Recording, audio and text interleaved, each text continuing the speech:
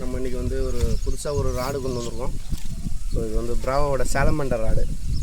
So ரொம்ப நாளைக்கு அப்புறம் புதுசாக ஒரு வேவ் எக்யூப்மெண்ட் வாங்கிடுவோம். இப்போ தான் ராடு வந்து பார்த்திங்கன்னா ஃப்ரண்ட் பீஸு. இதில் ஒரு ஸ்பெசிஃபிகேஷன் என்னென்னா எல்லாமே வந்து கே கைடு. ஸோ இதில் இருக்க டாப் கைடு வரைக்கும் மொத்தமாகவே கே கைடு. நல்ல ஹெவியான ராடு இது.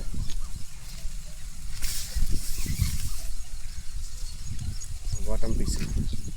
ஸோ பிராவோட லோகோ இருக்குது. வந்து இதில் சாலமண்டர். இதில் வந்து நம்ம கேஷிங் வெயிட் கொடுத்துருக்காங்க 5 to 25 கிராமு. லைன் வெயிட் வந்து உங்களுக்கு லைன் வந்து 20 LP.